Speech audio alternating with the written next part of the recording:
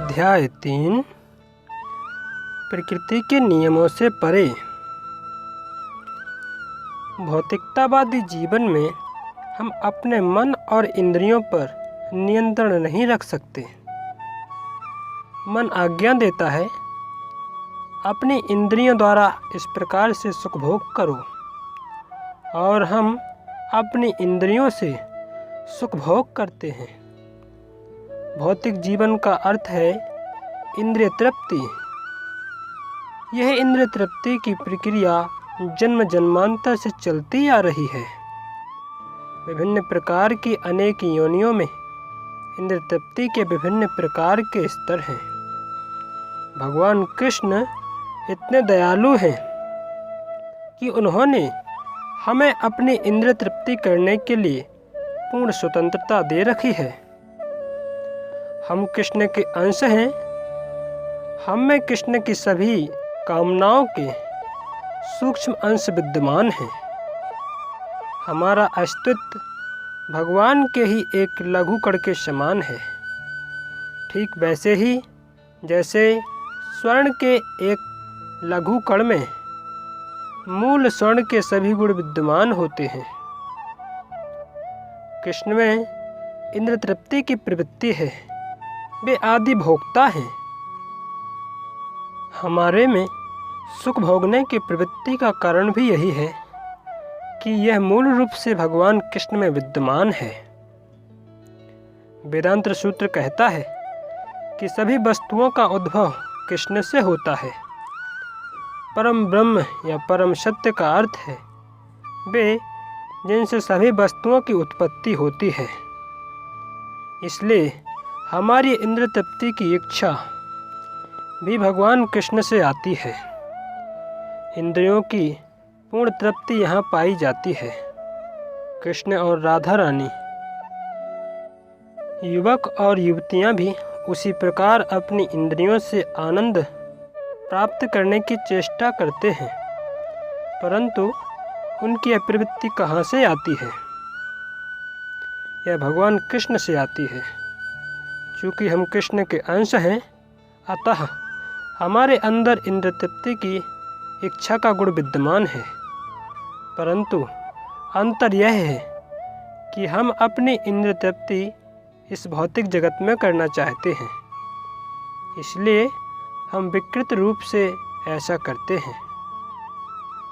कृष्ण भावनामृत में मनुष्य अपनी इंद्रियों की तृप्ति कृष्ण के साहचर्य में करता है, तब यह पूर्ण होता है। उदाहरण के लिए, यदि कोई स्वादिष्ट रसगुल्ला या अच्छा व्यंजन हो तो अंगुलियां उसे उठा लेती हैं, पर यह उसका आनंद नहीं ले सकती। पहले यह भोजन पेट में पहुंचना होगा, तब अंगुली भी इसका आनंद ले सकती है। उसी प्रकार हम सीधे इंद्रिय तृप्ति नहीं कर सकते, परंतु जब हम कृष्ण का साहचर्य करते हैं और जब कृष्ण आनंदित होते हैं, तब हम भी आनंद का अनुभव कर सकते हैं। यह है हमारी स्थिति। अंगुलियां स्वतंत्रता पूर्वक कोई वस्तु नहीं खा सकती। ये अंगुलियां रसगुल्ला का आनंद नहीं ले सकती। अंगुलियां मिठाई को उठाकर पेट में डाल सकती हैं, और जब पेट को आनंद मिलता है तो अंगुलियां भी आनंदित होती हैं। हमें भौतिक इंद्रिय तृप्ति की अपनी प्रवृत्ति को शुद्ध करना होगा। यही कृष्ण भावना है। कृष्ण भावना के लिए हमें शुद्ध होना पड़ेगा। वह शुद्धि क्या है? हम आनंद का उपभोग सीधे नहीं कर सकते, इसलिए हमें कृष्ण के माध्यम से आनंद का उपभोग करना है। उदाहरण के लिए, प्रसाद ग्रहण करते हैं। बहुत ही उत्तम प्रसाद। यहाँ जो प्रसाद बनाया जाता है वह सीधे नहीं ग्रहण किया जाता। हम इसे कृष्ण के माध्यम से ग्रहण करते हैं।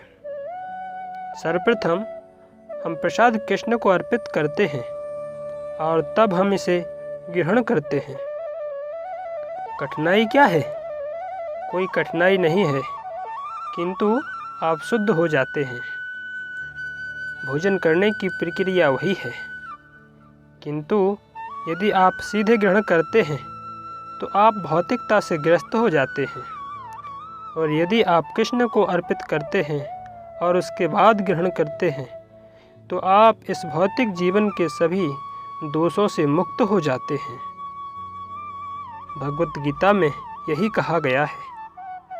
भक्त कृष्ण को अर्पित करने के बाद प्रसाद ग्रहण करते हैं, इसे यज्ञ कहा गया है।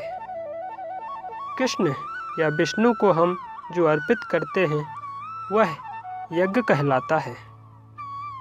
इस भौतिक जगत में हम जो कुछ भी करते हैं वह किसी न किसी प्रकार का पाप कर्म होता है, भले ही हम इसे ना जानते हों।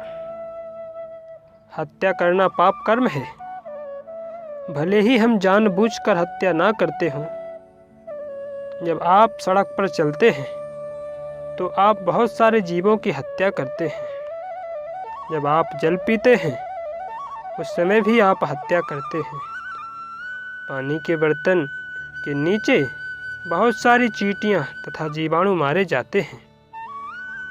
जब आप आग जलाते हैं उस समय भी अनेक जीवाणु आग में जल जाते हैं। जब आप ओखली में मसाले कूटते हैं तब अनेक छोटे जीवाणु मारे जाते हैं।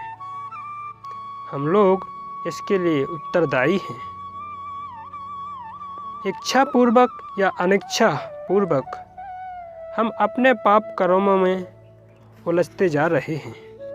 इसलिए भगवत गीता में कहा गया है कि यदि आप भगवान को अर्पित भोजन का अवशेष ग्रहण करते हैं तो आप सभी दोषों से मुक्त हो जाते हैं।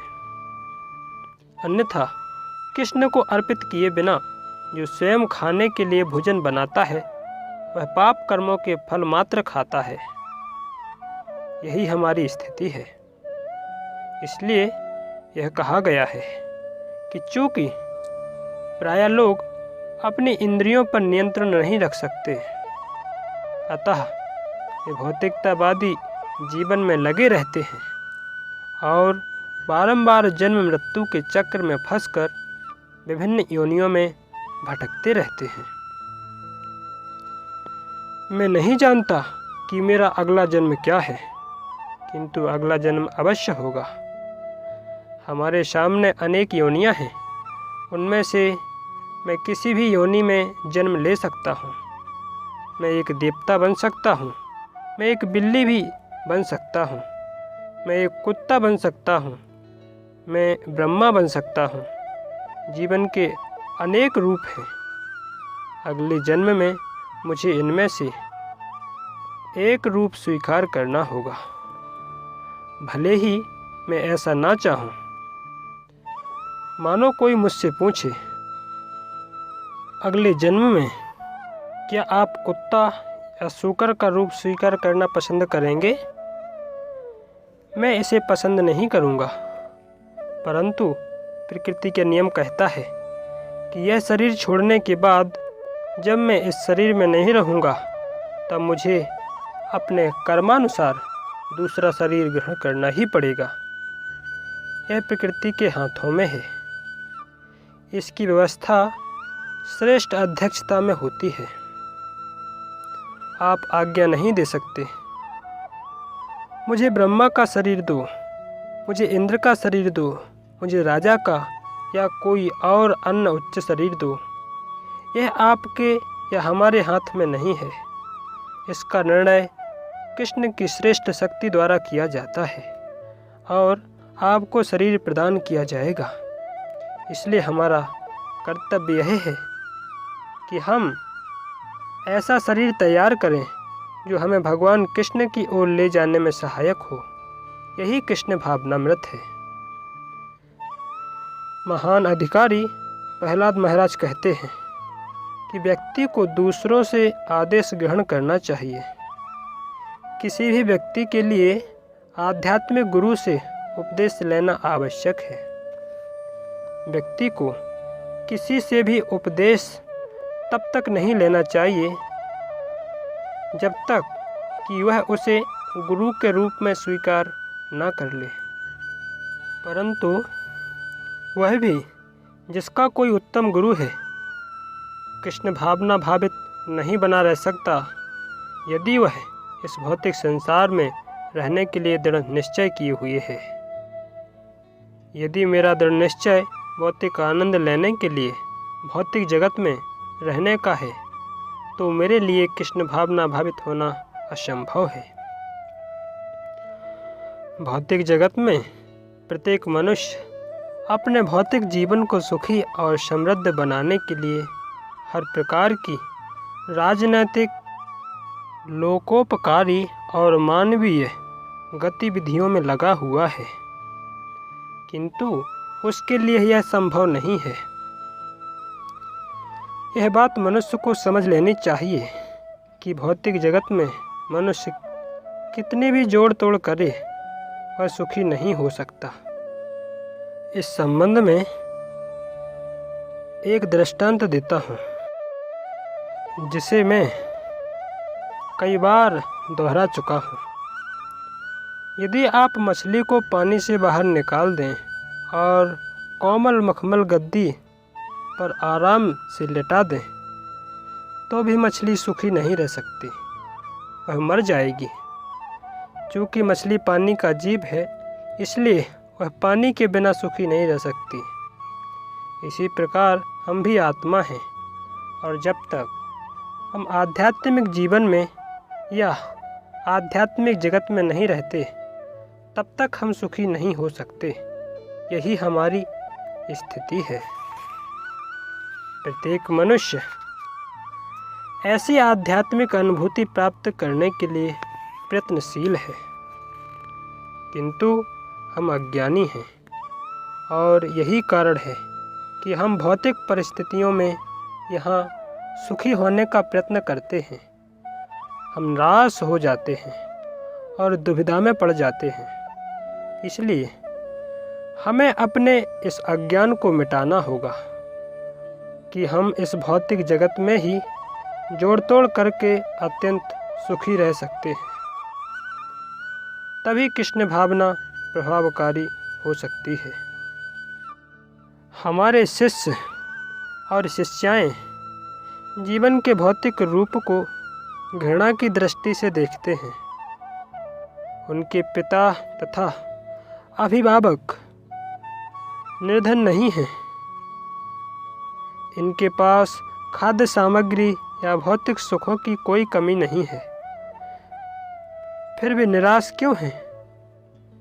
आप कह सकते हैं कि चूंकि भारत एक गरीब देश है इसलिए यहाँ के निवासी निराश हैं, किंतु अमेरिकी लड़के और लड़कियाँ क्यों निराश हैं? यह इस बात का प्रमाण है कि जीवन की भौतिकतावादी रीति आपको सुखी नहीं बना सकती। आप अपने जीवन को सुखी बनाने के लिए कितना भी प्रयत्न क्यों ना करें, किंतु भौतिक जीवन से आपको सुख प्राप्त नहीं हो सकता। यह एक हकीकत है। जो लोग भौतिक जीवन को जोड़ तोड़ करके सुखी होने का प्रयत्न करते हैं वे कृष्ण भावना नहीं अपना सकते।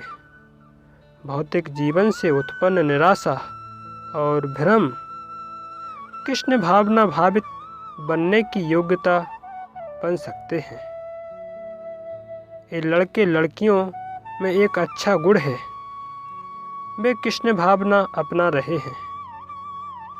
श्रीमद् भागवत में एक श्लोक आता है कि कभी कभी अपने भक्तों पर विशेष कृपा दृष्टि करने के लिए भगवान कृष्ण उन्हें सभी भौतिक समृद्धियों से वंचित कर देते हैं, जैसे पांडवों को उनके राज्य से वंचित कर दिया गया था। यद्यपि कृष्ण वहाँ स्वयं विद्यमान थे, कृष्ण उनके मित्र के रूप में उपस्थित थे, फिर भी पांडवों को उनके राज्य से वंचित किया गया था। उनकी संपत्ति छिन गई थी, उनकी पत्नी को अपमानित किया गया था और उन्हें वन में भेज दिया गया था। युधिष्ठिर महाराज ने कृष्ण से यह प्रश्न पूछा था, आप हमारे मित्र हैं, फिर भी हमें इतनी कठिनाइयों का सामना क्यों करना पड़ रहा है? कृष्ण युधिष्ठिर महाराज को उत्तर देते हैं, यह मेरी विशेष कृपा है।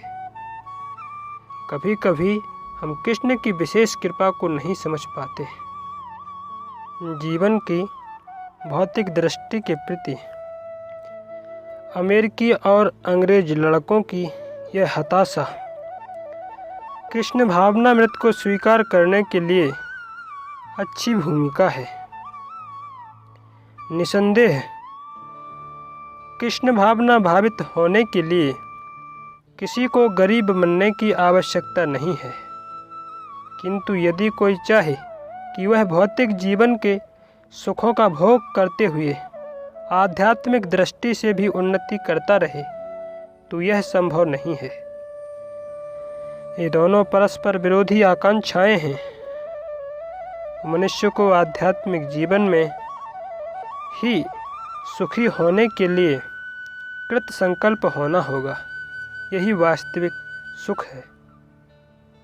यह मनुष्य जीवन विशेषतया तपस्या के द्वारा आध्यात्मिक जीवन की ऊंचाइयों को प्राप्त करने के लिए हमें मिला है, जिसका अर्थ है जीवन के भौतिकतावादी रूप को स्वेच्छा से त्याग देना। भारत के इतिहास में भरत महाराज जैसे अनेक महान राजा हुए हैं, जिन्होंने छोटी आयु में ही तपस्या शुरू कर दी थी। भरत महाराज केवल 24 वर्ष की अवस्था में ही अपनी युवा पत्नी, छोटे बच्चों और भारतवर्ष के संपूर्ण साम्राज्य को ठुकराकर ध्यान के लिए जंगल में चले गए थे। ऐसे अनेक उदाहरण हैं। प्रहलाद महाराज से उनके पिता हिरण्यकश्यपु ने पूछा था, तुम्हें कृष्ण भावनामृत का यह उपदेश किसने दिया है? राजकुमार किसी से मिलता जुलता नहीं, वह केवल अपने नियुक्त अध्यापकों से ही शिक्षा ग्रहण करता है। फिर यह कैसे हुआ कि 5 वर्ष का एक बालक इतना कृष्ण भावना भावित हो गया? उनका पिता विस्मित हो उठा और उसने बालक से पूछा, तुमने कृष्ण भावनामृत की सीख कहाँ से प्राप्त की? बालक ने उत्तर दिया, मेरे प्रिय पिताजी, कृष्ण भावनामृत आप जैसे व्यक्तियों द्वारा प्राप्त नहीं किया जा सकता, जिनका एकमात्र काम यह होता है कि इस भौतिक जगत का भोग करना। हिरण्य का अर्थ है स्वर्ण और कश्यपु का अर्थ है गद्देदार कोमल बिस्तर। भौतिक जीवन चबाए हुए पदार्थों को फिर से चबाने में ही व्यतीत हो जाता है। उदाहरण के लिए एक पिता को देखें। एक पिता जानता है कि उस पर उत्तरदायित्व है, इसलिए अपने परिवार के भरण पोषण के लिए वह कड़ी मेहनत करता है। इस युग में जीवन का ऊंचा स्तर बनाए रखना बहुत कठिन है, इसलिए मनुष्य को बहुत कड़ी मेहनत करनी पड़ती है और फिर वह अपने पुत्र को भी इसी तरह लगा देता है।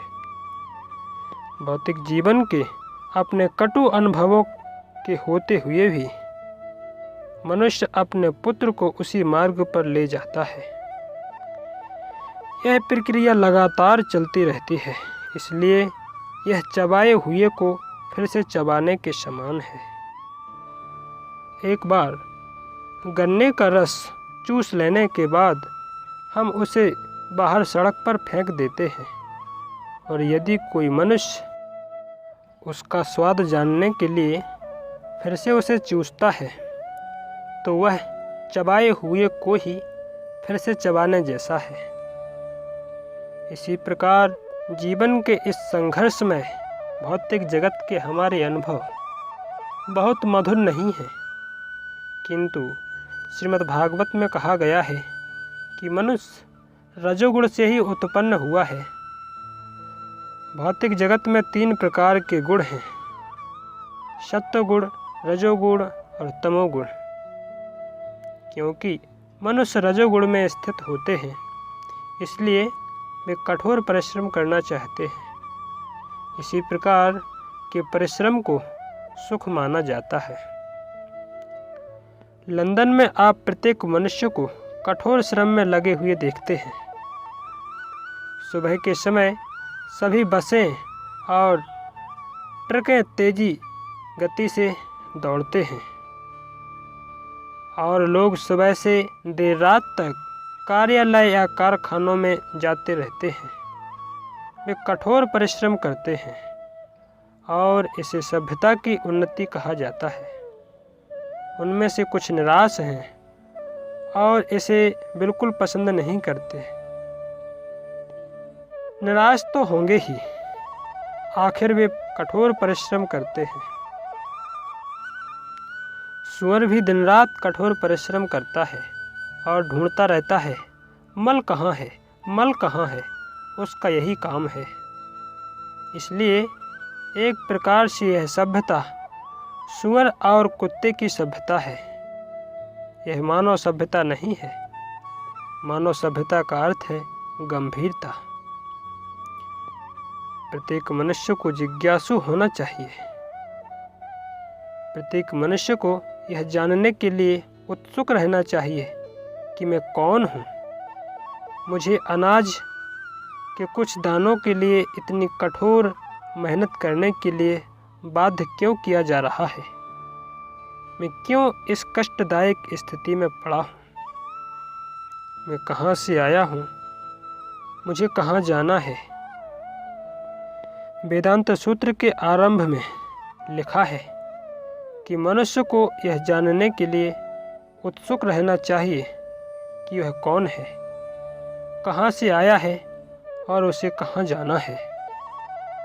कृष्ण भावनामृत उन लोगों के लिए है जो इस भौतिक जगत से घृणा करने लगते हैं। वे कृष्ण भावनामृत के विकास के लिए सबसे अधिक उपयुक्त सदस्य हैं। वे यह जानना चाहेंगे कि क्यों ये लोग इतनी कड़ी मेहनत करते हैं और उनके जीवन का लक्ष्य क्या है। श्रीमद् भागवत में इसका उत्तर दिया गया है। लोग इसलिए इतनी मेहनत करते हैं क्योंकि वे वास्तव में यह नहीं जानते कि उनके जीवन का लक्ष्य क्या है। प्रत्येक व्यक्ति का कहना है कि वह अपने स्वार्थ में लगा है, किंतु वह जानता नहीं कि उसका स्वार्थ क्या है। नते विदुः स्वार्थ गतिम ही विष्णु।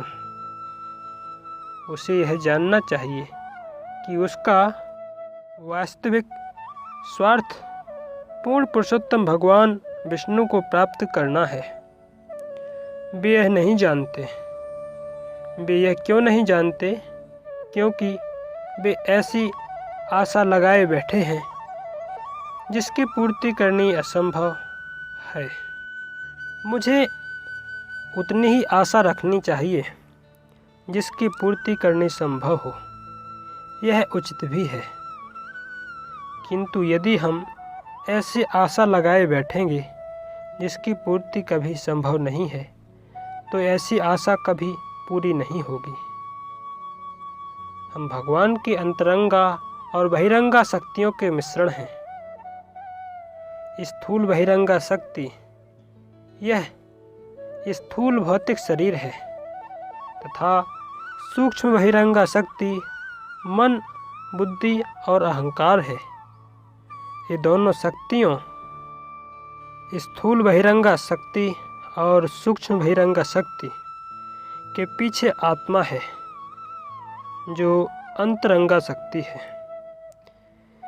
यह शरीर भूमि, जल, अग्नि, वायु और आकाश से बना है।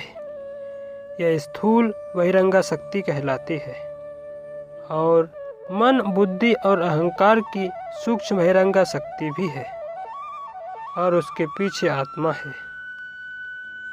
मैं इस शरीर का स्वामी हूँ।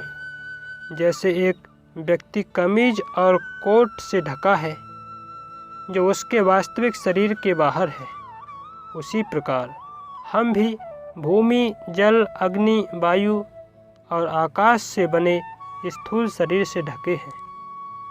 ये भगवान या कृष्ण की स्थूल बहिरंगा शक्तियाँ हैं और मन, बुद्धि और अहंकार सूक्ष्म शक्तियाँ हैं। इस प्रकार हम आवरण से ढके हैं। यदि मैं सोचूं कि अच्छी कमीज और कोट पहनने मात्र से मैं सुखी हो सकता हूँ, तो क्या यह संभव होगा? जब तक आप अच्छी तरह से खा नहीं लेते, अच्छी तरह से सो नहीं लेते, अपनी इंद्रिय तृप्ति नहीं कर लेते, तब क्या मात्र कीमती कमीज और कोट पहनने से ही आप सुखी हो सकते हैं? नहीं, यह संभव नहीं है। हम इस बहिरंगा शक्ति की जोड़ तोड़ से सुखी होना चाहते हैं, यह नहीं हो सकता। आप आत्मा हैं, आपको आध्यात्मिक आहार प्राप्त करना आवश्यक है। आपका जीवन आध्यात्मिक होना आवश्यक है, तभी आप सुखी हो सकते हैं। जैसे आप अच्छी कमीज और कोट पहनने मात्र से सुखी नहीं हो सकते, इसी प्रकार भौतिकतावादी जीवन भी आपको सुखी नहीं कर सकता।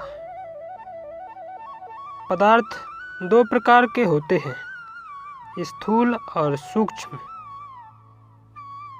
स्थूल पदार्थ हैं ऊंचे गगनचुंबी भवन, मशीनें, कारखाने, अच्छी सड़कें, अच्छी कारें इत्यादि। और सूक्ष्म पदार्थ हैं गीत, काव्य, दर्शन इत्यादि। लोग इन स्थूल और सूक्ष्म पदार्थों की सहायता से सुखी होने का प्रयत्न करते हैं। ऐसा हो नहीं सकता। लोगों ने इस प्रकार की सभ्यता क्यों स्वीकार की है? क्योंकि उनका नेतृत्व अंधे नेताओं द्वारा किया जाता है। हम यह कृष्ण भावनामृत आंदोलन चला रहे हैं, किंतु इसमें बहुत थोड़े लोगों की रुचि है। किंतु यदि हम इस झूठ का प्रचार करें, यदि आप हमारा अनुसरण करेंगे, तो 6 महीनों में आप स्वयं भगवान बन जाएंगे और आप सर्वशक्तिमान हो जाएंगे। तो अनेक लोग हमारा अनुसरण करेंगे। वास्तव में यह ऐसा है जैसे एक अंधा व्यक्ति दूसरे अंधों का नेतृत्व कर रहा हो। मान लीजिए कोई अंधा व्यक्ति कहे, ठीक है, आइए मेरा अनुसरण कीजिए, मैं यह भीड़ भाड़ भरा मार्ग पार कराने में आपकी सहायता करूंगा। वह स्वयं अंधा है और उसके अनुयायी भी अंधे हैं। परिणाम यह होगा कि वे सब किसी कार या ट्रक से टकराकर मृत्यु की गोद में सो जाएंगे। हम नहीं जानते कि हम भौतिक प्रकृति के कड़े नियमों से किस प्रकार बंधे हैं। हम इस भौतिक बंधन से कैसे मुक्त हो सकते हैं? हमें सीख उनसे लेनी होगी जो अंधे नहीं हैं, जिनकी आँखें खुल चुकी हैं और जो इस भौतिक बंधन से मुक्त हैं। प्रत्येक व्यक्ति को ऐसे व्यक्तियों से ही सीख लेनी चाहिए, तभी वह अपने स्वार्थ को समझ पाएगा। अन्यथा यदि एक अंधा दूसरे अंधे व्यक्ति से ही सीख लेता है, तो वह भौतिक बंधन से मुक्त नहीं हो सकता। स्वार्थ क्या है? बच्चा जब रोता है तो उसका स्वार्थ क्या होता है? वह अपनी माँ के स्तन को ढूंढ रहा होता है। जो व्यक्ति यह जानता है, वह उसे तुरंत उसकी माँ के पास ले जाता है। अपने बच्चे का ध्यान रखो, वह रो रहा है। माँ उसे छाती से लगा लेती है और बच्चा तुरंत सुखी हो जाता है। बच्चा नहीं बता सकता कि वह क्या चाहता है, इसलिए वह केवल रोता है। किंतु जो व्यक्ति जानता है कि वह क्यों रो रहा है, वह उसकी सहायता करता है और बच्चा सुखी हो जाता है। इसी प्रकार चूँकि हम पूर्ण पुरुषोत्तम भगवान कृष्ण के अभिन्न अंश हैं, अतः हम वास्तव में कृष्ण से मिलने के लिए ही रो रहे हैं। किंतु ये झूठे नेता, अंधे नेता जो यह नहीं जानते, हमें रोटी के बदले खाने के लिए पत्थर दे रहे हैं। हम कैसे सुखी रह सकते? मैं स्थूल और सूक्ष्म बहिरंगा शक्तियों के बारे में पहले ही बता चुका हूँ। इन स्थूल और सूक्ष्म बहिरंगा शक्तियों में आसक्त लोगों की इच्छाएं कभी पूरी नहीं हो सकती। जिनकी आसक्ति विष्णु में है और जो विष्णु मार्ग के प्रदर्शक हैं, वे सच्चे मित्र हैं। जो कृष्ण भावनामृत का दान कर रहे हैं, वे ही विश्व के सच्चे मित्र हैं और कोई मानव समाज को सुखी नहीं बना सकता। यह प्रहलाद महाराज द्वारा समझाया गया है। आप इस भौतिक शक्ति से जूझते हुए सुख की प्रक्रिया का निर्माण नहीं कर सकते। यह संभव नहीं है, क्योंकि भौतिक शक्ति पर आपका नियंत्रण नहीं है। इसका नियंत्रण भगवान के हाथ में है। आप भौतिक शक्ति पर कैसे विजय प्राप्त कर सकते हैं, यह संभव नहीं है। यह भगवत गीता में कहा गया है, प्रकृति के कठोर नियमों का अतिक्रमण करना संभव नहीं है। कृष्ण कहते हैं, यह मेरी शक्ति है, मैं इसका नियंत्रक हूँ। किंतु मनुष्य अपने आप को मेरे प्रति समर्पित कर सकता है। ब्रह्मांड की सारी भौतिक गतिविधियाँ विद्रोही आत्माओं को परमेश्वर के परम धाम में वापस लाने में लगी हैं। यही स्थिति है। माया के कठोर नियम भी विद्यमान हैं। क्यों? पुलिस या सैनिक शक्ति का उद्देश्य क्या है? इनका उद्देश्य है नागरिकों को राज्य के नियमों का पालन करने के लिए नियंत्रित करना। यदि कोई नागरिक राज्य के नियम की अवज्ञा करता है, तो उसे तुरंत पुलिस की देखरेख में ले लिया जाता है। इसी प्रकार यदि कोई जीव भगवत सत्ता के विरुद्ध विद्रोह करता है, तो उसे भौतिक प्रकृति के कठोर नियमों के अंतर्गत रखा जाता है और वह अवश्य दुख पाएगा। यही स्थिति है। इसलिए हमारी स्वार्थ सिद्धि इसी में है कि हम पूर्ण पुरुषोत्तम भगवान की खोज में लगें और अपने आप को उनके प्रति समर्पित कर दें। इसी से हम सुखी होंगे। अन्यथा यदि हम भौतिक वस्तुओं को स्वीकार करते हुए सुखी रहने का प्रयत्न करेंगे, तो यह संभव नहीं हो पाएगा। प्रहलाद महाराज बताते हैं कि भगवान विष्णु के पथ या कृष्ण भावनामृत की खोज कैसे की जा सकती है। वे कहते हैं कि हमने अनेक अनावश्यक चीज़ें गढ़ ली हैं और हम उनके जाल में फंस गए हैं। श्रीमद् भागवत के आरंभ में कहा गया है कि हमें इन अनावश्यक कठिनाइयों से बाहर आने और स्वनिर्मित समस्याओं के घेरे से निकलने की कोशिश करनी चाहिए। आज सुबह मैंने बर्लिन नगर की एक तस्वीर देखी, जिसे मेरे एक शिष्य ने भिजवाया था।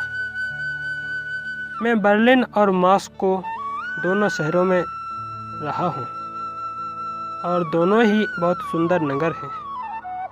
बर्लिन सुंदर नगर है और लंदन भी सुंदर नगर है। फिर लोग क्यों झगड़े में पड़े हैं और हम दूसरे नगर पर बम वर्षा करने पर तुले हैं? ऐसा क्यों हुआ है? क्योंकि उनकी रुचि भगवान विष्णु में नहीं रही। इसलिए वे सोचते हैं तुम मेरे शत्रु हो, मैं तुम्हारा शत्रु हूँ, और फिर हम कुत्ते बिल्लियों की तरह लड़ते हैं। किंतु यदि हम विष्णु या भगवान कृष्ण को जान लें तो ये उन्नत राज्य, उन्नत सभ्यताएं अच्छी तरह बनी रह सकती हैं। आप सुखी हो जाएंगे, अच्छा खाएंगे, अच्छी तरह नाचेंगे, अच्छी तरह जिएंगे और भगवान के परम धाम में वापस चले जाएंगे। यह लोक में आनंद प्राप्त करेंगे और परलोक में भी। यही हमारी प्रार्थना है। प्रत्येक व्यक्ति को कृष्ण भावनामृत आंदोलन गंभीरता से अपनाना चाहिए और इसे अच्छी तरह समझने का प्रयत्न करना चाहिए। यह वैदिक सिद्धांत के आधार पर प्रमाणित है। यह कोई मनगढ़ंत या अप्रामाणिक नहीं है। हम विश्व के अनेक भागों में केंद्र खोल रहे हैं ताकि लोग अपने वास्तविक हित को अर्थात विष्णु और कृष्ण को पहचान सकें। यही हमारा उद्देश्य है। कृपया हमारी सहायता करें और हमारे साथ सम्मिलित हों। हरे कृष्ण।